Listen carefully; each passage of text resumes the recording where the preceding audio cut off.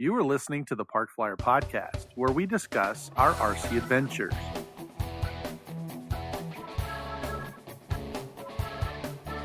Welcome to the Park Flyer Podcast, where we discuss the ups and downs of the new RC Flyer. Join your hosts, Michael and Jay, as they take flight at the park. Now on with the show. Hello, everybody. Welcome to the Park Flyer Podcast. I'm Michael from Arizona. With me always, my good friends, Jay from the hills of Texas. And also in Texas, A.K. Mike. Hey, got a new intro there. I thought I'd try something else out. Hey, it never hurts to try something else out.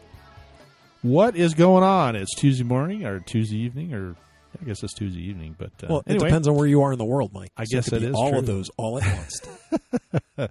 It's Tuesday. Holy smokes, this month just zipped by. We are just looking at the Electric Festival right around the corner. Philip comes in this weekend. Man, this year's already getting started with a bang. Actually, I've been working on airplanes almost the entire month. Yeah, I heard your wife was complaining about a lot of that. She did, yep. I relegated her car outside, which was not a very happy time in our lives. I literally put my big Katana together, and it took up the entire garage. Like it is wider than her little car. And I moved her car outside, but when I put the wings on and got the tail and everything, I was trying to do some weight and balance with it, and yeah, I didn't want to take it apart again, so I just left the car outside. So when she came walking in, she goes, "Where's my car?" I said, "Dude, where's my car?" It's in the driveway. Anyway, I'm in the doghouse for that. So I just want to hear, Mike, for our listeners who don't tread into the area of getting their wife to push their car out of the garage so that they can work on their plane. What was the negotiation like with you and your wife? But you already answered it by saying there wasn't one. No, there was no negotiation. Right. I basically took the keys off of the little peg that's, we have a laundry room, and when you come in, we hang our keys up, so like all the vehicles are out there. Yeah, I just grabbed the keys, moved the car back. I parked it in the driveway, so I didn't park it out on the street or anything, but I parked it in the driveway. And then I went in there and put my airplane together. And anyway, she came back. She works from home, so it wasn't like she was going anywhere. But when she did come out to go somewhere, needless to say, she tried to crawl in my airplane. She said, "It's big enough I could almost get in there." I was like, "Well, don't sit on it." Two things then, Mike. Concessions? Any concessions you made? Wow. Okay. No, I won't push I won't know till she. You know what? I may be missing an airplane because it's sitting in there now, and she's out running errands. So when she returns, if she tries to pull into the driveway, like she normally zips right into the driveway, zing, hits the garage puts door, the garage door right in, and I hear this crunch and a big horn going off, and then somebody's angry that she wrecked her car, and of course my airplane doesn't matter. That would not be a concession. Would be a concession on my part because I lost the big airplane. No, she's actually, you know what? We've been doing this for so long that she just she knows the Electric Festival's around the corner, and she knows that I'm having to get, I want to get all my airplanes ready to go. So she's... But this is a gasser, Mike. Yeah, she's okay with it too. Actually, believe it or not, she came out, that's one of the things I was going to talk about. I got a new toy. And I was out there playing with it, and then she came out and actually helped me with it a couple times. So, yeah, she's been okay so far. I actually told her that I would stand the airplane up and put it up against the wall. She could pull her car in, and she said, "Nah, just leave it out there." So I'm not sure what I'm going to have to do later, to get out from it. Because she was, anytime my wife is like, "Oh, yeah, it's okay, just do that," then something is coming up where I'm going to have to do something. But we know that you're good enough that don't trust her.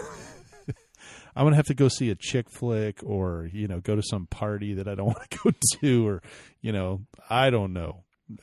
Go to what do they call that? The book club or women's meeting or whatever. I don't know what's coming up, but I know that I'm going to be it's going to be my turn because when she goes, "Well, I did let you just use the whole garage for your big airplane, right?" And I'm like, ugh. Okay, yes, dear. All yes, right, dear. You win. Let's do whatever it is. So this is weird. I was going to say, because usually when this happens, when you're putting something together, you've taken over, like, either the dining room table, right? True. Usually all the stuff ends up in the dining room table, or on your you have that your counter. You have an island. It ends up on top of the island. So this plane is so large. This is the thing that's really freaking me out. Your plane is so large, you couldn't put it on the table or on the island. Right? No. Yeah. And actually, I got kudos today because she said, "Oh, how do you like working in the garage?" Because I had to keep coming in and getting stuff out of my little hobby room and taking it out to the garage. So as a result, she saw things leaving her office / my hobby room. so she's kind of thinking, yeah, I kind of like you out in the garage. Maybe that's why she was okay with me leaving the car outside for the moment. So as long as I just don't start bringing the stuff back into the house, I think she's okay with it all going out to the garage. Jay, let's get a hold of her next week and we'll interview her separate from Mike. We could do that, yeah. Separate from me. Yeah, separate from you. We'll see how that you goes. can be totally I'll let open her with sit us. in on the podcast. You can be totally Yes. open with us. It's no problem at all. Mike won't even know you said this stuff. At least until the podcast comes out. Well, okay. I figured you'd ask me what my new toy was. Well, we were going to get to that. That's why I brought up the thing about the table. Well, normally you do. We were waiting. Yeah, we were waiting. This story was so story was riveting. going long, so you had to wait. Yeah. Okay, sorry. My new toy is a Xicoy weight and balance Gesundheit. meter. Yeah, thanks. Which, believe it or not, it's spelled Xicoy. A funny thing is that I ordered it out of a company in Australia. Come to find out, the people that make it are in Spain. So I don't know why I ordered it from Australia. I could have ordered from Spain, but those are the guys that had it on sale, I guess. So I ordered from them. What does it do? And pray tell, what is this Xicoy or whatever? The Xicoy. At least I think that's how you say it. I mean, somebody can correct me if I'm wrong, but it's Xicoy, and I think it's Xicoy. It is a weight and balance / angle meter, which it's a really kind of cool unit. Uber expensive. I got it for the big airplane because one of the things that you have to do is weight and balance this thing. So what this does is it's got 3 little hockey puck looking metal pieces, and you put those on the main gear and one on the nose gear or the tail wheel. Then you plug all those via servo wires into the main box. And then the main box has a couple of different options in it. You do a tare weight, which zeroes everything out, and then now it will actually weigh your airplane. So if you're interested, my big 36% Katana weighs 31 pounds. Oof. Wow. I know, right? Yeah, wow is right, because I'm having to honk that thing around, pick it up, and move it around. It's a big airplane. Well, that also speaks pretty well to the DA motor you got for it. Exactly. That's a good point. I'll bring that up later. Don't let me forget. But that there is something having to do with the DA in this whole process.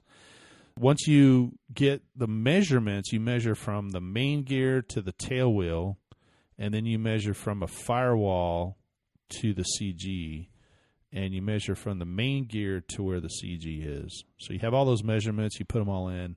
Once you put them all in millimeters, it figures out where your CG is, where the CG for your airplane should be. It basically will tell you whether you're tail heavy or nose heavy. Is this thing a lot like a regular balancer? How do you mean? Well, I mean, you have the balancers that you use to put your, plane balancers. That you have. Like the CG machine? Like yeah, the Great Plains except CG for machine? this has a scale on it as well, evidently. It's like they do a normal airplane. They put, the airplane on a weights. So it's actually sitting on these pucks. And then based on the weight of the front and the back, it figures out the distance between all of that, and it calculates How many pucks are there? 3. And then they're placed on the ground, and then you put the plane on the pucks. And what is it? Where do the 3 pucks go? They go right underneath the wheels. 3 wheels. So you have to have wheels to use this? I would assume you had to have wheels to do it. Or at least some kind of point that's touching the puck, I imagine. Yeah, right? Yeah. I mean, I would think that you really wouldn't need to, use this machine for something that only weighs a couple of ounces. I mean, you're spending a lot of money on a machine that you could do with your fingers. I just can't do a 30-pound airplane with my fingers. I'm just laying on my back, holding this thing up with my 2 fingers on the thing. Go, hey. Okay, so I mean, it's hard enough to. So wait, you got this plane, and then you thought one day, you know what I need? I need this fancy schmancy. Okay, so tell me what came to that conclusion that you needed this thing. I mean, you can't do it with your fingers. I got what you're saying, but it's like you just decided one day to buy this thing because you needed the tool. Is that the idea? I mean, that's just beyond me. I don't do that kind of stuff. I usually said, Jay says, Mike, you got to get one of these things, and then I go get it. Nope. Actually, nobody said it. Part of the thing is that I've got 2 turbine jets and this big airplane in there that are going to need some sort of a weight and balance, measurement. So for Christmas, that's kind of what wound up under my tree was the weight and balance meter on top of as well as the DA. But yeah, it was one of my Christmas gifts that came in. Okay. So anyway, what it does is it allows me to, normally on an airplane that big, you have to have 2 people to do the weight and balance. Or you have to have some kind of a sling where you put it around, ropes and pulleys and get it up to balance it. I mean, because imagine it's 30 pounds worth. So anyway, my little CG meter won't even hold up the 30 pounds. I mean, the thing will just crush right underneath it. And it's tall enough that the CG meter won't touch the bottom of the wing anyway, so it's kind of a moot point. And I guess you could do like Spencer does. He has basically an Excel program that he measures everything out, weighs it on a little scale. This wheel weighs 14 pounds. This wheel weighs 13.5. This, there's 5 pounds on the tail. And then he can program it all into a spreadsheet and come out with a CG that's relatively close to where he needs to be. That Spencer's a brainiac. I know he is a brainiac. And he's been doing it a long time. And I'm not as smart as he is, I guess. So I saw this little unit, and I thought, wow, this thing is cool. And I did a bunch of research on it, and I thought, okay, this will be kind of cool to see. Plus, it has these little angle meters that you can buy with it, and you put those on the ailerons, and it'll actually show you in millimeters or in degrees. So if you're, in this airplane, I need 30 degrees of throw, I can set the meter on there, crank it down, and get it to go 30 degrees or 20 millimeters or whatever the case may be. Instead of those clip-on ones that I use. Yeah. So, and it's all graphical, so you can do it real time. That's the best part about this. The CG meter that we have for our smaller airplanes, you move your battery around and the thing's like falling all over the place. You don't, this one, if you can imagine, trying to hold 30 pounds and, it's 96 inches long and you're trying to hold a seesaw basically and with one leg out and one arm and doing it by yourself, moving stuff around. You don't have to do any of that. It basically has an arrow.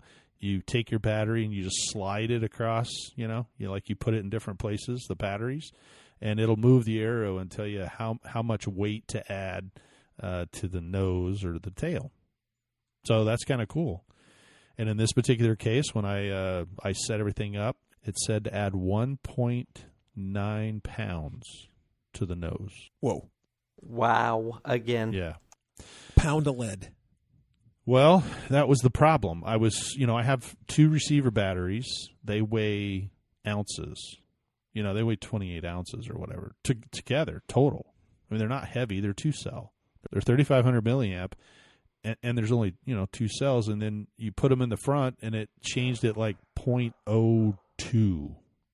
So now instead of adding 1.9 pounds, it wants me to add 1.7 pounds.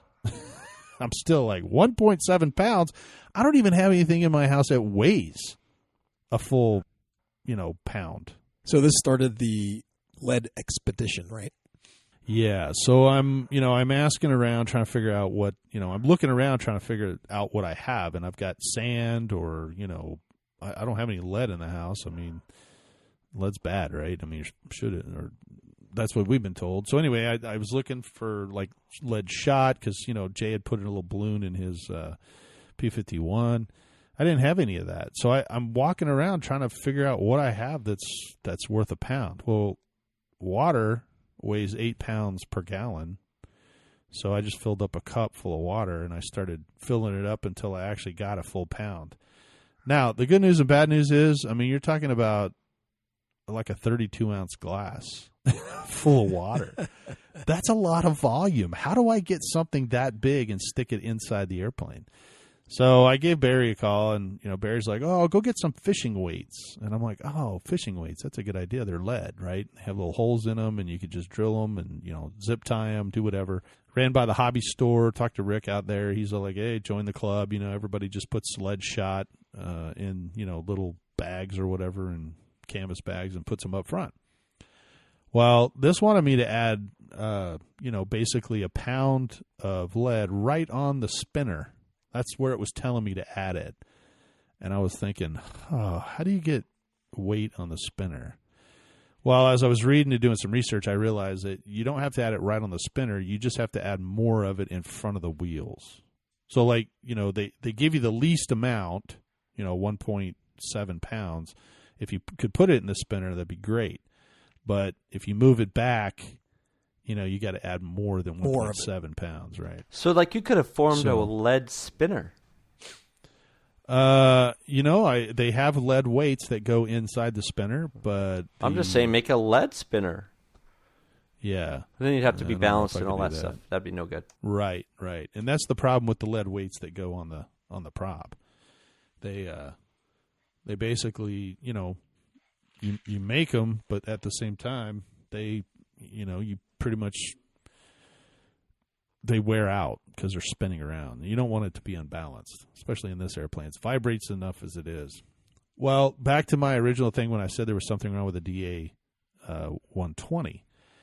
The airplane that I have, the dumpster dive airplane, is like 10 years old or 12 years old. And so the original airplane came with what they call a DA 100. That's what they suggested that you put on this.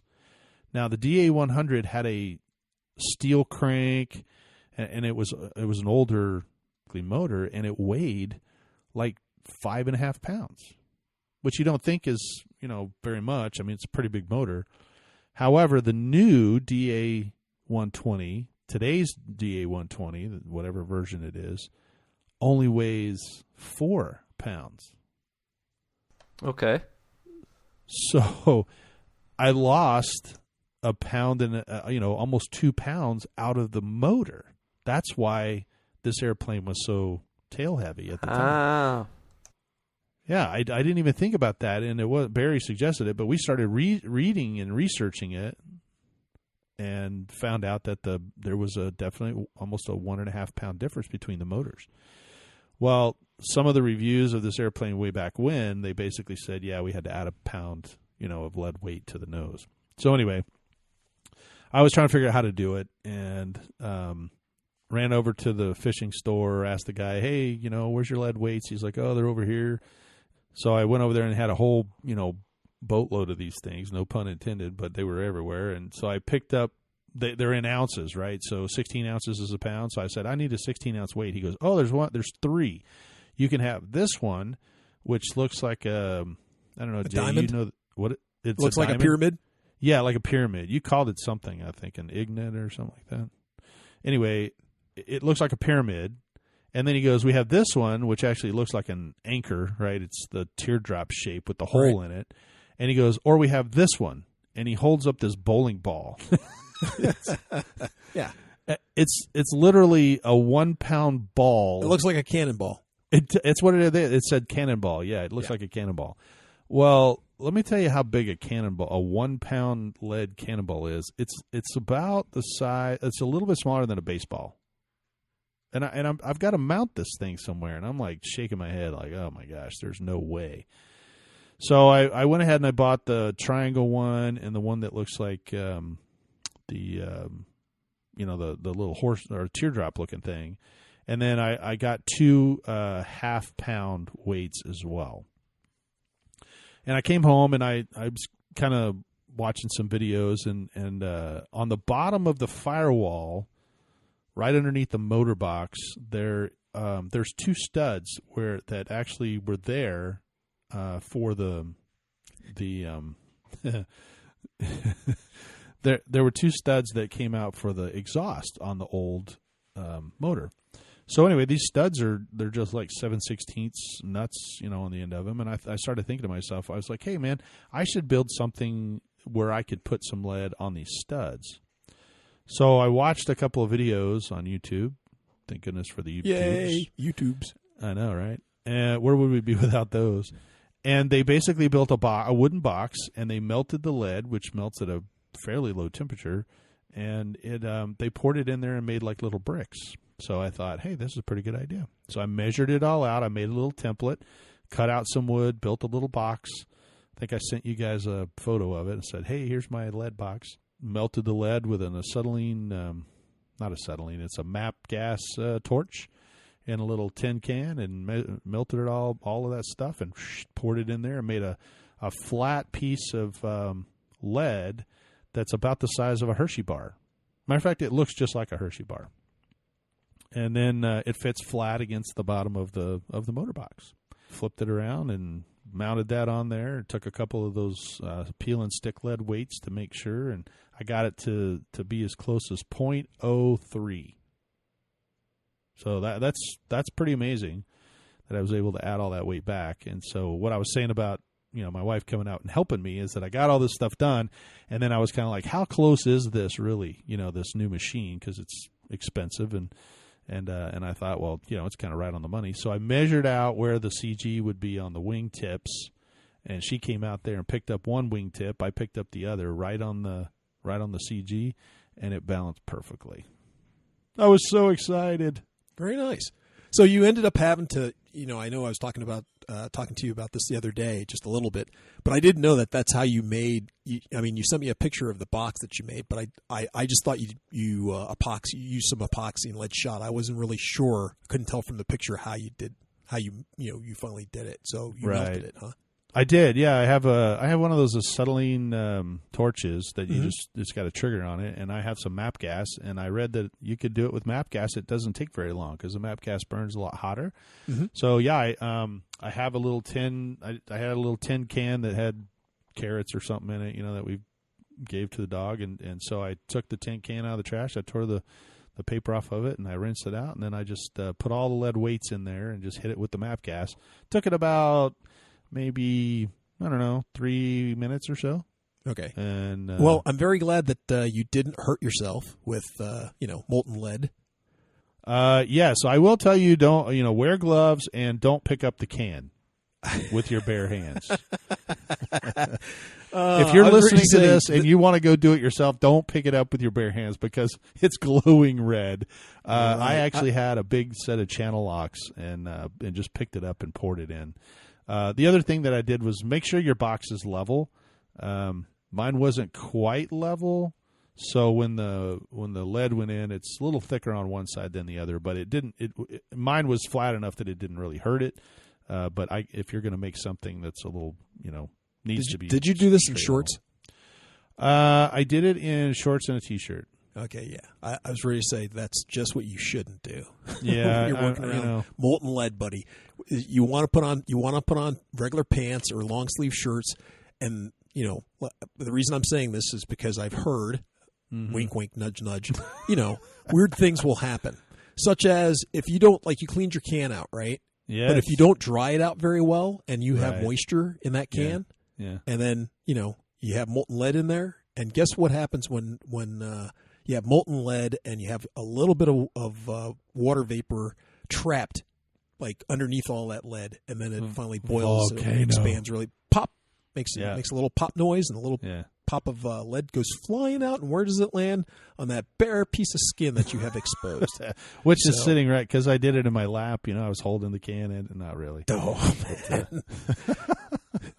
I was actually pretty smart. I went to the dirt portion, so I wasn't doing it in my driveway. I have a little dirt area. Or your wife's table. That would have been better. Right, on this table. And I did it right underneath the water faucet, so that if anything happened, I could just turn the water on and kind of cool it off as quick as possible. So I will tell you that I was a little nervous once I put it. I poured it in the box. The box actually absorbed a lot of the heat, and now I have this lead brick in the bottom of this thing, and I'm thinking, how do I get it out of there? I don't want to destroy my box, because it took me a little while to build it, and I had screwed the sides in, made sure it was all, wouldn't, just come out the sides or bust the box open.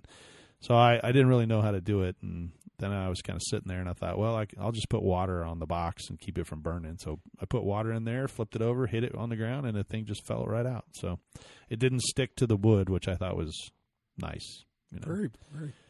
So, okay. Yeah. So anyway, it's all ready to go. I actually have been working on the control hinges this week, but was the wood wet to start with? No. It was just pressboard wood, right?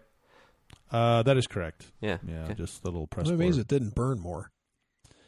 It was really quick. According to the couple of videos of people that did it, they said that the wood, some guys use 2x4s or whatever, but they said that the wood absorbs a lot of the heat. It did burn the inside of the box. I mean, it kind of charred it because it's molten lead.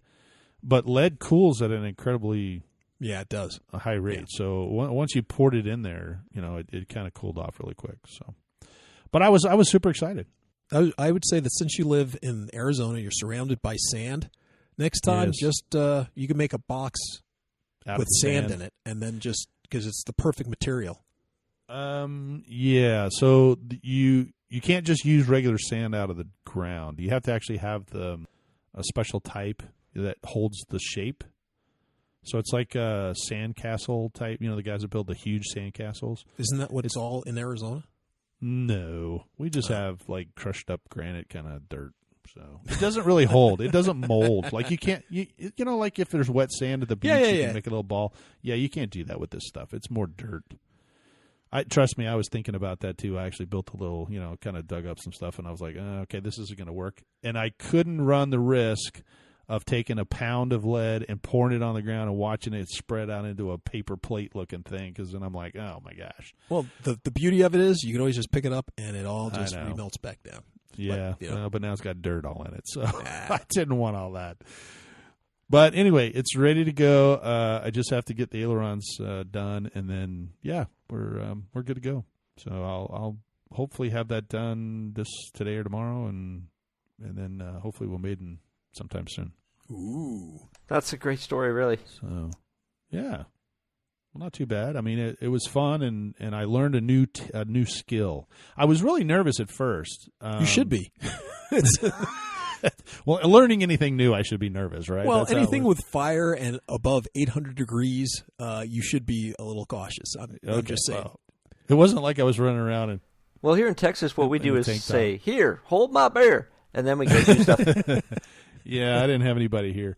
I was, however, though, it's funny that you say that, Jay, because when I was sitting out there, and I was doing it towards dusk, so it was getting dark outside, and it was getting darker faster than I wanted to. So I've got this big flame, and all I could think of is, where's my phone? Because I had my phone plugged in the garage, and it was playing music and was sitting on the workbench because that's where my plug is.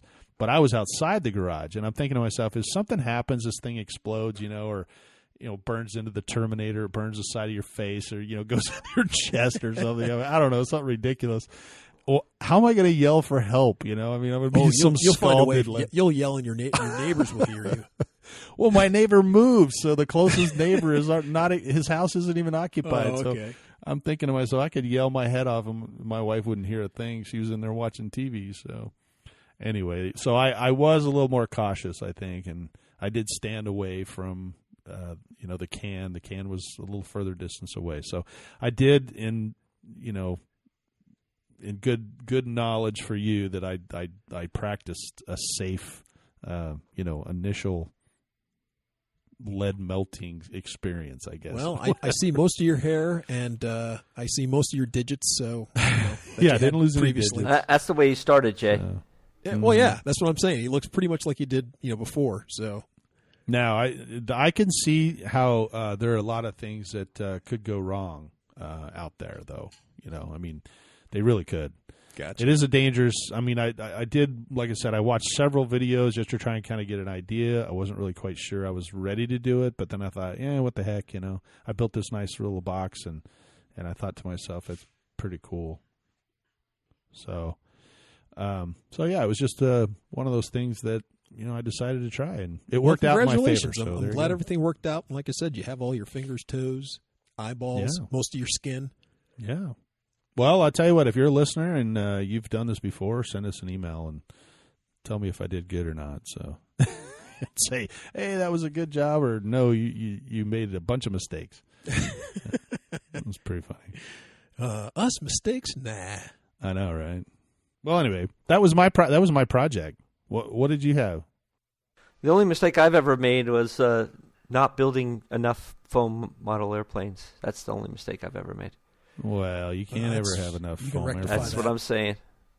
I mean, look, every time we do this podcast, we're looking at Jay's monstrosity of racks back there with just airplanes galore. I honestly think that he has passed me, because I used to have 40, but I've been culling the herd because I've been trying to get room. So looking back, I don't have all of them because remember I still have bunches of them on the deck. I know, and on the deck in the box. I still have a couple in the closet and a couple of turbines out in the box too. So, but all mine that are out are way bigger. I will tell you that mine are bigger than most of what he has out there, at least now. So, but yeah, that's what I was doing this week. I got all, I'm trying to get ready for the Electric Festival, so I got out almost all my airplanes. The Mangler is back running. I know we talked about that. A demon is a kind of electricity. Sometimes it gets out of control. People get hurt. 3 modern masters of horror have just created the ultimate machine for terror.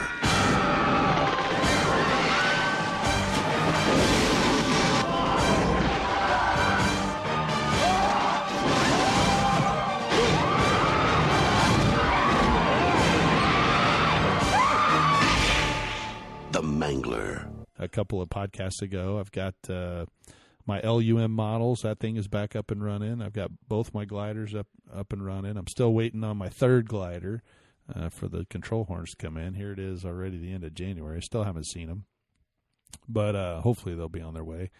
And then all my my cracked Turbo Beaver and my cracked Yak are both flyable and ready to go. Somehow, somewhere in my box, I wound up with a 947 prop, and it was really perplexing me because they had a sale at Buddy RC or somewhere, and I bought the $1.50. I think it was like 50 cents. So I bought like 3 of them. I noticed it has an R on it. You mean it's reversed? It's reversed, yeah. So I had it on the airplane. I'm like, what the heck, man? This thing is like, I could feel the air blowing, but it wasn't blowing very much. And then finally I was like, oh, duh. This is the second time I've done that. I did it a long time ago at the park, tried to fly it. And then luckily Jim was like, hey, that's backwards, right? And I'm like, what? And he's like, yeah, it's a reverse prop for a quad. I was like, no wonder it was 50 cents. Thought I got such a good deal. So anyway, I wound up having 2 of those in my boxes, and I put one on the Yak, and I was like, why isn't this thing going? And then I realized it had an R on it. So it happens, bud. I know. The motor box is back on my Yak 55. The one. You haven't flown that since the last Electric Festival. Yeah, because we went to the park after. Actually, we went out after the Electric Festival. Went and flew at the club, and I landed and touched the prop. I came in and did a low pass and touched the prop because it had those little bitty wheels on it. Mm-hmm. And when the prop hit, it blew the motor box apart. Luckily, the motor box was still in good condition. Little epoxy, little CA glue to get it to stick together, and voila, back in business. And I also got bigger wheels, so it won't happen again. Oh, good. So that was. Well, you've been busy, dude. Really busy. Well, because I didn't want to get Philip's coming in this weekend, so I had to get all that stuff. I wanted to have at least a bunch of different airplanes to fly. So once I started, it was on a roll, and when I got the big airplane mostly done, I just was waiting on stuff to dry, and I was like, okay, well, I'm out here anyway. I just started pulling stuff off the shelf, and so I fixed the 3D Hobby Shop Edge 540. That was missing a prop. I put a new prop on that one finally. Got the wheel pants all put back together, so one of them was hanging off. Oh, my pattern airplane. When I remember, I shoved it in this. The one that we keep going back and forth on the landing gear? That one? Yes, that one actually has landing gear on it now, but remember when I put it up, I hit the tail and it dislodged the tail. It kind of broke a stringer in the back. Yeah. So that one's now fixed. I mixed up some epoxy. What about that one with the broken motor, where the retaining ring broke and the magnet came out? Remember? That's the Pitts S12, and that one's got a new. Remember at the Electro Festival, I think I bought the new motor for that one. Oh, it's okay. Got the big, I couldn't remember if you got it back Evolution. together at the end of it. Yes, yeah, it's all ready to fly too. So that one's ready to go. Oh, by the way, I used my weight and balance meter on that thing because I was like, how close am I? Man, it's right on the money. I was really shocked. I put all the measurements in, and sure enough, it balanced right where the CG markers are. Awesome. So I was pretty impressed. Well, that's nice. It's nice to validate, your work. Yeah, although I think when I weighed that airplane, the S12, didn't I tell you it was like 10 pounds? That sounds about right. Yeah, it weighs 8.72. So doesn't that depend on what battery you use? That's a 6-cell battery. Yeah. Okay. Yeah, that's a 6L 3300, but I have some 6L 5000s, so I could use those now. But that's the hardest thing, though, Jay, is when you're getting, when you go fly some of these airplanes, you forget what battery you use, and I got to start writing that stuff on the inside of the airplane so that when I pull it off, I'm going, hey, because I couldn't remember. My buddy Pete does that. He writes down on the smart. Inside of the plane. He has a little sticker, and on there he puts what battery it uses. He has the sticker is located right where the battery goes, and all the information. And what in his radio, because he's the guy that has like 15 radios. So he puts down what radio it is, and all the other good measurements for the plane. So keeps them straight. I only have one radio with 250 models in it. So, well, you could go with AK Mike's motto, and that is all I use is a 3-cell 2200. Right, Mike? Yeah, pretty much. You don't have anything bigger than that, do you? Yeah. Yeah, that's it. Nope, nothing bigger than 3-cell right now. Nope. I'll go up to a 6-cell because I can use my 3-cell 2200s, but it has to stay in the 2200 range. So I'll go up to a 6-cell 2200, but that's it for now. Okay. Like I say, I'm trying to. It's a way to manage the number of planes I have too, right? That helps manage that as well. Yeah. Yeah. Yeah, but some of your planes are smaller, so you have smaller batteries than a 2200, but you don't have any batteries larger than a 2200, right? But I don't have very many of the smaller batteries either. I have a ton of the 2200 batteries because I fly only two 2200 planes. And it's amazing. What I think is amazing is that there is a ton of planes that fit that profile. And they're good planes too. I mean, you have anywhere from the Radjet to the Phoenix 2000 to the Polaris. All kinds of different planes fly that battery set. It's great. Yeah, and if you, like you said, you could always add two together if you had something that needed a 6L. Right. That's in fact, Jeff was talking to me when he was giving me those planes. He's like, you get 2200s only, right? I said, yeah, I'd take a 6L. He goes, well, this takes a 6L 5000. Nah, not that one. I wouldn't take it. Yeah, he wouldn't. Well, you could have given it to us. I mean, what the heck? That guy, he's never thinking out I for his know. buddies. It's all about me. Well, had Speaking you of paid all about me, had you paid the $2 a pound for me hauling it, yeah, I probably would have. Had I known you would pay for that, sure. I might. Yeah, I mean, come on. How much does that little thing weigh? They're a couple pounds each. That's $6-8 bucks. I'll give you a couple of dollars. Well, speaking about all about me, Mike was able to do something this week as well. What is it? You said you did something with an INAV configurator? What the heck is that all about? So I got a text about it. You were all excited, like, "Hey, look what I did!" I don't understand any of that. So what it is the INAV configurator is the tool that you use to configure the board that we're using that we've been talking about in the last few podcasts to do all the flight controller stuff. When I was doing it, if you remember, I said I thought I bricked my board. Oh, that's right. And so you destroyed the new board that Jay just got you. Yeah. So the reason why I bricked it was because I stupidly trying to program it when I couldn't see the entire screen. And the reason why I couldn't see the entire screen is because the screen that was the default size is too big for most notebooks. I think it's a 1024 by 800, and my notebook's like 1330 by 700 or some kind of ridiculous number. So I decided that I was going to see if I could look through the code, figure out where this problem was, and fix it for myself at least, and then possibly do something more. And so what I end up doing is fixing it for myself. I compiled the code. It all worked great. Did what's called a pull request, where I took. Well, actually, you have to fork the code base first. It's all very technical I beg your stuff. pardon? Wait, you got to do what? You fork the code base. No forking way. Yeah. And so after you do that, you make a pull request and make the changes. Fork and as in like a fork as in like a fork that you eat with? Well, that's the basic idea. Is you make a new tine, if you will. You fork the code base. I've never heard that, but that's pretty funny. So I did that, and I made the changes that work for me, and then I made a pull request. Now they haven't accepted it yet. It's a minor change, and I think that they probably will. But maybe they won't. I don't know. It doesn't hurt anybody. Who do you have to send it to? Well, why don't you explain to the listeners what a pull request is? Because not everybody is a super brainiac like you are. Yeah, I'm not. I'm dumb. Well, basically, a pull request says, I have this fork of the code that's out there, and I've made specific changes to that code, and I would like you to look at my code, and then you're going to make comments on it, tell me to make different changes, maybe add some other things.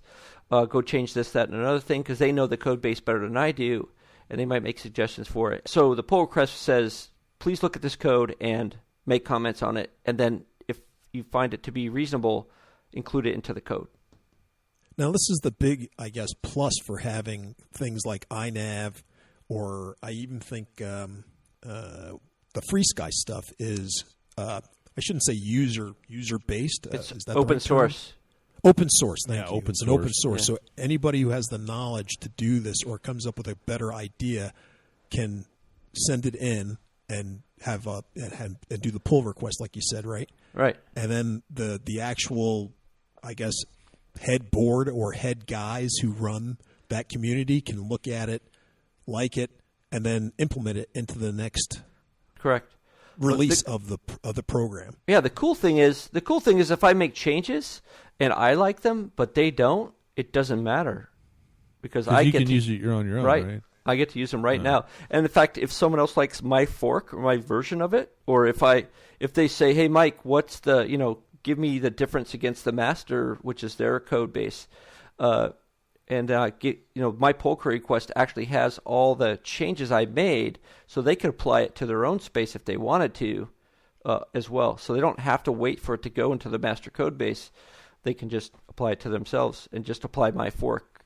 Didn't you do something like this with Taranis? Didn't you write some code for the Taranis radio? I didn't write any code, but I point? did take back. Gosh, it was probably 2 years ago now.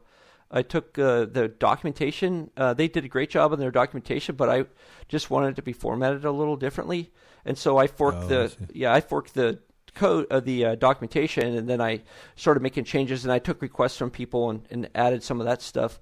My life changed quite a bit as you know, because I came down to Texas, and so I haven't done a lot of that recently, but yeah, I did do that for that too. But that's the cool thing. Again, they're not relying on me to make these changes. I just did it because I wanted to, and that's what open source is about. You scratch the itch that you have and make changes to stuff that you feel might be useful for others. Well, this is a family show, so keep your forking down to a minimum, if you would. And as we're saying, the reason that you got interested in making that fork was because when you read the manual, there was a couple pieces of it that you didn't like or were confusing to you, and then you just said, "Hey, they need to rephrase it like this." Wasn't it something like that? Yeah, that's how I started. It was confusing for me to understand how to program my radio based on the documentation that was there, and so instead of complaining about it, I figured out what I had to do really, and the guys that were behind all this were there to help me. They clarified it for me, and then I said, "Well, what do you mind if I change the manual?" And they're like, no problem, please do. And that's what I did, and they let me do it. Well, that's awesome, man. Well, congratulations. Hopefully they'll come back and tell you that they like it. Yeah, I hope so too, but again, if they do or don't, it's not going to change anything for me because my version of it works fine. And the other cool thing about this is that if they make changes, like there's just a new release 2.10, I can just pull those changes into my code base, and then I have the new stuff too. So it's all good. Wow. Truly amazing. That's great.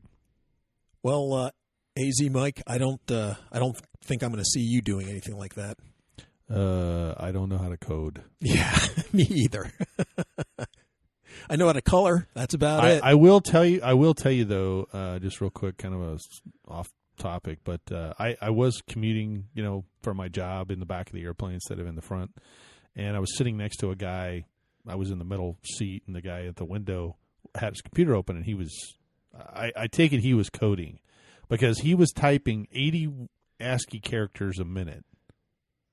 I mean, there were no words on the screen or nothing. It was just ASCII code, which I know what it is because I went to school 100 years ago when they had Fortran or whatever, and you had to type in ASCII characters to get something to do whatever, to print out a punch card on the TRS-80 to, hey, look, I got 4 holes instead of 5. The paper punch cards. Oh man, it goes to you're dating yourself. Hey, look, I got an A in that class because I was able to put 4 holes in the punch card. Mike's final project was a Christmas tree on the punch card.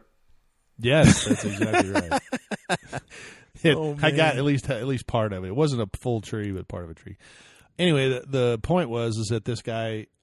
I literally was sitting there just in amazement because he was just typing all these characters. And I just looked at him. I was like, how do you even keep up with that? He started laughing. He goes, it's just like letters. It's an alphabet to me.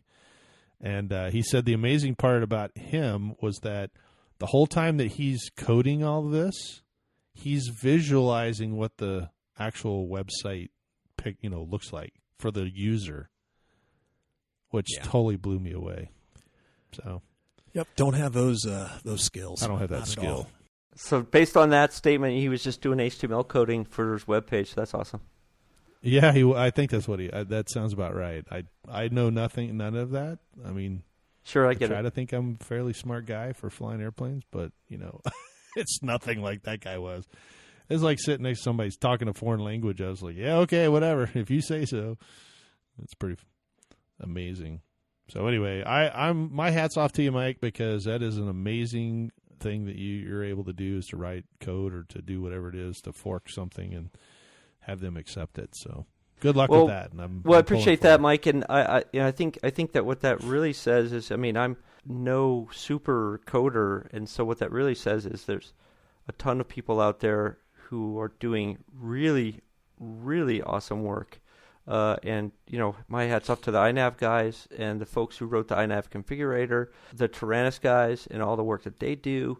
And quite frankly, all the open source work that had to happen before a lot of this stuff could come to light like it has. Open source has been around a long, long time, and I could talk forever about open source, but we're a Park Flyer podcast, so let's not do that. Yeah, no doubt. I would pretty much go to sleep, I think, so I'm out. Well, Jay's got a little project you've been working on, too. You got some batteries going in. You got your Taranis this week, too. So my Taranis, I think we talked about a little bit the last podcast that I think had just come in. I had ordered some batteries for it. They give you, what comes with it is a NEMA battery, a 2,000 milliamp, 7.2 volt battery that comes with it. It works. There's nothing wrong with it per se, but as you well know, everything that I get, I have to modify. It's a sickness. It's an illness. In his blood. I can't help myself. I got to tinker with things. So basically, I got the idea to do this. I think I was watching Bruce from XJet. That's a YouTube channel, and Bruce he also has a website. AK Mike, what's his website again? RCModelReviews.com. I think That's it. He had a blog on there, and basically, I remembered on his blog, he basically took some 18650 batteries, lithium ion batteries, and modified them so that he could put it in his radio. And so, like I said, the 2,000 milliamp batteries work okay, but they are NEMA batteries. So if they've been sitting for a while, they'll be down a bit. They kind of give up the ghost if you've been having a hard day of flying, a day or two, and you have to recharge them. When Bruce made this modification for his by putting two of these 18650 batteries together, basically they run, I want to say they're either 2,500 to 3,000. That's about the size of those batteries. The nice part about those batteries is you can run them all the way down to 2.5 volts. As opposed to, 3 volts, 3.2 volts that you can with the other batteries. Well, I've run my LiPos down to 2.3 volts. But they don't come back up, right? They don't want to come back. Nope. They'd be dead. They're dead. You just said you couldn't run them down. I've proven that I can run those down. You can, yes, you can run them down, but Okay, but I have a question for you, Jay. So you have 2 batteries that you're going to be putting in this, right? Is that I understand it? Yes. So if you run each of those down to 2.5, you won't barely have 5 volts. Will that be enough to run a Taranis? That's a good question. I want to say, I'm saying that you can run them down. That's what they can be run down to without a problem. So more than likely, I think the Taranis basically shuts off around 6 volts. I think somewhere in there is what I read. So I'm just saying that just because you can run them down to 2.5 doesn't mean that the radio is going to let you. Right. So you're not going to do any. They're going to go for Can't you set those parameters? I thought you can. Yeah, you can. You can. Oh, okay. In the 'Cause radio, on the Spectrum, you're I can allowed actually to. set a parameter for the radio. Right. Then it starts beeping at me, going, "Hey, man, you better get on the ground because your radio's about to die." Right. Well, you know how it is. Sometimes sometimes you might leave your radio on and put it in the case, and the battery's running all, till you get home. So at least more than likely you won't damage anything, if you do happen to run it a little bit long. I went ahead and I was going to do the 650 battery deals, and I said, you know what? Don't they have any other batteries that may be a little bit bigger than just the 3,000 or 2,500 milliamps? And lo and behold, I saw somebody, once again, I don't know, I was on YouTube and was going down the rabbit hole, and somebody basically said, hey, I'm using a 26 650 battery. So instead of 18 millimeter diameter, it's a 26 centimeter or millimeter diameter battery, and they run basically about 4,000 to 5,000 milliamps. Those are like a D cell size, though, right? It looks about the size of a D cell, except they're a little bit big. longer and a little skinnier than a D size battery. Maybe like a C battery. Kind of like C battery. like a longer C cell battery. Is about this. So the one thing that just came to mind as I think about this is that I'd have a little bit of concern that one of those batteries might sag, and since you only have 2 of them, you might not be able to hold the voltage that you need. That was just something that came to mind. I don't know if it's going to be a real issue or not because I don't know the performance of those batteries very well. Depending on the batteries that you get, you can get them where they're they have a higher amperage. Some are able to put out, well, they say 40 amps. That's not true. Basically, a high voltage one or a high discharge battery, 15 to maybe 20 amps, straight, push that they may have. On the average, batteries that are used for stuff that for maybe flashlights and some other things, those were usually used for vape. Guys who want to vape or something are using the high amperage ones. The other standard ones, more for computers, more for flashlights, they're a lot lower. So they're only maybe pushing out anywhere from 5 to 10 amps. Think about this little NEMA battery that was powering your radio. I mean, it's basically a AA, rechargeable NEMA battery. They're not pushing out like, huge things of amps. Yeah, we're not talking about amps though here. We're just talking about voltage sag. So like those are, I think it's six 1.5s. So you're dealing with 6 times 1.5, whatever that is, 9 or 10 volts, whatever. Right. So I'm just talking about voltage. So you could have 100 amps, but if it only puts that 5 volts, it's not enough to run the radio. No. How do you figure that? The batteries themselves put out, each battery can put out 4.2. Yeah, I'm saying though is that if you have 2 batteries putting out 4.2 and one of them sags down below 3. Now all of a sudden you're not getting all the voltage you need. That's the other beauty of these batteries is that they don't sag. I mean, they may not be able to keep 4.2, but usually they keep 3.7 to 3.8, and they can maintain that discharge rate for a really, really long time. Yeah, and that's all I was saying is like if it sags past until they're a almost certain exhausted. Point, does that have a problem? But I don't know the profile, so that's why I was saying. Yeah, that's the other reason why I chose the lithium-ion batteries, and that's why they use them in power tools. Because, they may not be able to keep, like I said, the high voltage, the 4.2 forever, and they may sag down to 3.8, but they stay at 3.8 for a long period of time. until they almost empty themselves out, and then they'll jump off the cliff. Hopefully, by that time you've gotten really tired of flying. Hopefully, you're not flying right in the middle of your long distance FPV thing or whatever. You're 75 miles from the house. Something like that. Well, here's the good part about it. I'll report, like I said, as I play with this radio. I'll be comparing my radio to AK Mike's Taranis, and we'll find out just what the differences are. If this thing is sagging, if it's doing weird things, I'll be able to make a comparison. But honestly, it wasn't that expensive to do. It wasn't that hard to do, and it turned out that I was able to put the batteries internal inside the radio as opposed to the battery tray, because they're just too big to fit into the battery tray, or too long, I should say. And I was able to fit them inside the actual radio. There was enough empty space in there. So. What about the weight? Were they much heavier? They're just a little bit heavier, but because they're not at the bottom of the radio, they're in the sides of the radio. Actually, the weight doesn't feel that bad. And I think if you have it on a neck strap, the way the neck strap goes, it won't feel that bad because it's more balanced towards the center of the radio, or where the strap hangs, as opposed to the bottom of it. If you understand what I mean. Instead of being on the bottom of the radio, it's right in the middle of the radio. Sure. Yeah, it's where your hands are as opposed to hanging off the bottom of it. Yes. Now, can you add the extra battery that goes in the little battery tray? Or you can't mix? You shouldn't mix them. So you're saying I have my lithium ions in there, and then I throw in the old battery that came with it in there as well? Yeah. I could, but once again, the minute you add in a weaker battery in with stronger batteries, you always default to the weaker batteries. Oh, I see. So it's just like if we're flying lithium ion batteries. Let's say you're flying them in series or parallel packs. Right. Well, if you have one weak pack, one that's really, really old, and you have a brand new pack that can put out 65C, and the other one, and let's say the other one's now down to 15C, and you put them together, guess what? The 15C somehow wins. The slower guy wins. The slower guy. You're only as fast as the slowest guy. Yeah. I'm all excited about that. Very cool. So that's about it for my little project. It actually didn't take me that long to kind of throw together. I kind of surprised myself.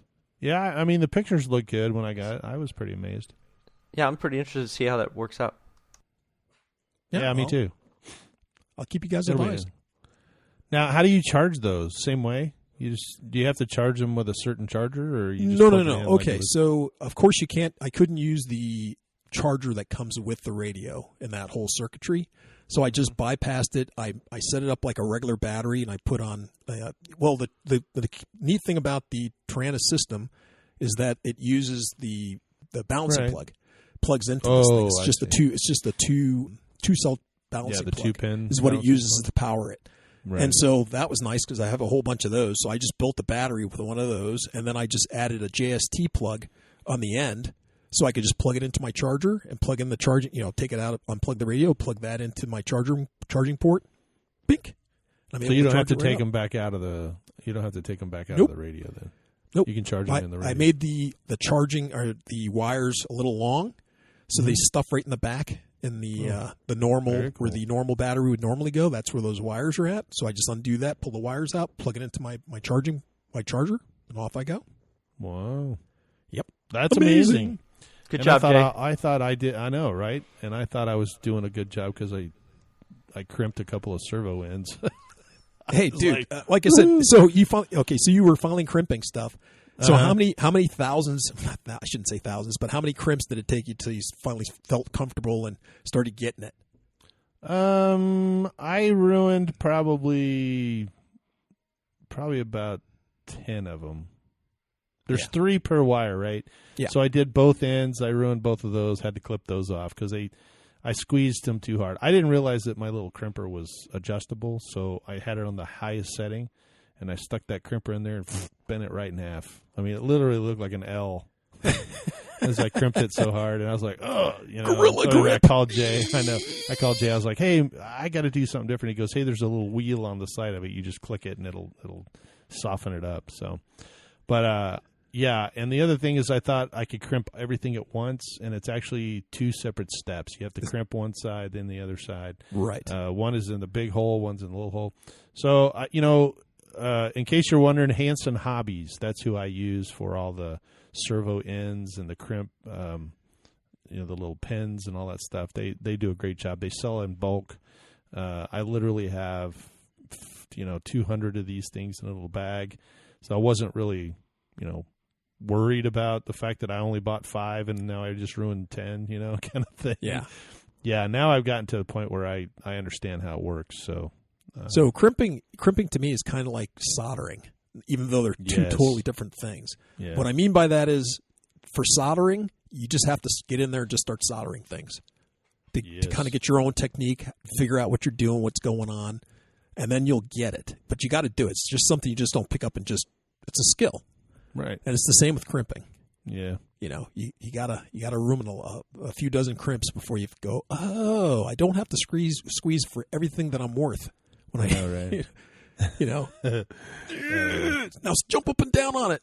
1, 2, 3. No. Well, because it's ratcheting, so it's like ratchet, and then you got it. Once you get it into the ratchet, I didn't realize there was a release. Yes, you can just hit the release and let it go. So I was like, ratchet, and then I'm like, well, I got to go all the way to the end of the ratchet. So I just squeeze, boom. Then the thing would just pop off. Just a little flat piece of metal in there. Looks like an L. It won't fit in it's so flat it won't fit in the in the little holder. Because it's like trying to shovel. Looks like a penny after you left it on the train tracks. Exactly what it looks like. That is so true. So, well, fellas, our hour is up. Hard to believe. I didn't expect it to go by so fast. I was talking more about the lead story and kind of used up all our time. So, and it's a shame because there was a couple other things that we were going to talk about too. Hey, well, we get to save it till next time. Yeah, that's true. Yeah, that's good news. Well, I'm excited about this weekend. We're going to do some flying this weekend. I think we're going to do a couple of other segments that are coming up this year. So the Electric Festival is not that too far away. Mike's going to be up here, and I've got not really sponsoring it, but we've got the space available for us again this year, and I think Spencer and Barry have the time off, so they're going to come out and hang with us. So they're all looking forward to it. So, I'm looking forward to meeting those guys. Yeah, they are too. They're all excited about meeting you guys after listening for so long. Yeah, but once they start talking about turbine jet engines, that you're going to hear me going la la la la la la la la la la the whole time while they're talking about it. That's what I'm going to do. Mike's going to bring his own ejection seat, so I'm out, and he's out. I'll have those big orange foamy earplug things. Just pop them buppies in my ear. And I can't hear what you guys are saying. I'm sorry. I got to go. Mm-hmm. Exactly. That's amazing.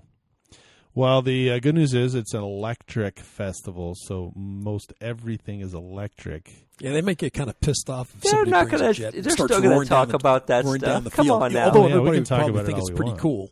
Yeah, I know, right? So, well, you guys set up to go fly. Anybody flying this week? It's been raining here. I was noticing that when I came home from work, the sun was actually starting to be out. So a little longer. It's getting close for me to be able to fly after work. So I might start doing that in a little while. Yeah, the sun's out longer. Yeah, sun's out longer. Just put some lights on your airplane. You can fly after work. That's a good idea. I could. Yeah. It's just just an issue of do some night flying. The real issue is just getting out there. It is colder too, and I in that sense I've become a little more wussy about going out in 50-degree weather. Gosh. A little less. You're going to lose your 8K Mike status. You're just going to be Mike the Wimp. Mike the Wimp. Mike the Wimp. Yeah, because we're like, oh yeah, I was out at 20 degrees below zero. We were flying with our mittens on, and that was manly Mike. Icicles. Not now. Yeah, now I'm down in Texas. Anymore. Oh my gosh, it's we just eat a gulp of chili and get out there and fly. A bowl of chili. Oh my gosh, that is amazingly funny. You're gonna turn into a Texan anytime now. Loving every minute of it. Yeah, and the funny part is that when Jay moved down, he moved down in the summer, so he was sweating the whole time, just like no. He's like, I moved down in February. Yeah, but it was 90 degrees down here. It was summer. You're messing that story up. It was winter, but it was 90 degrees when I got here, so it was summer to me, and I almost died unloading the truck. Yes. It was pretty hot. In February. Well, and February. And the house was hot, too, see, because the air conditioning wasn't working. It was 90 degrees, people. That's funny. And unfortunately, that everybody was like, 90 degrees, it's February, you can't turn the air conditioning on. What? It's February. Well, I'm sure we'll have many of those stories left. Well, I am going to fly this weekend. We're going to talk to Philip, and he'll be on our next podcast. We'll ask him some questions and get him some information from him when he comes out. So we're excited about it. Well, keep up the good work. Mike, let us know if you hear from the INAV guys. And Jay, try not to burn the house down with your battery. You're pretty much done with that, though, right? Yeah, it's all done. Oh, okay. So you're not gonna all the little mishaps have already happened. I got all my fingers and toes. Okay, mostly. Well, same with me. So there we go. We got that going for us. That'll mean that you can get out and fly this week too. Give it a try. I'll try. Although I did have a little thing spark, and I have this like little spot in my eye that it's just like can't see. I just see all the time. Is that bad? Okay. Anyway. Yeah. Well, it was. Your retina's all burned up now. Yeah, it's I can't see airplanes more than 50 yards away. The cool part is, when it's completely dark, it kind of lights up the room. It's just it feels like it's night light. vision. Yep. That's awful. Well, from Arizona, I'm Michael. And from the hills of Texas, I'm Jay. And in Texas, this is AK Mike. All right, we'll see you in 2 weeks. Let's fly. You have been listening to the Park Flyer Podcast. Thank you for joining us, and we look forward to your next visit. Please give our show a star rating and review, and feel free to email us your questions, topics, or suggestions to parkflyerpodcast@gmail.com.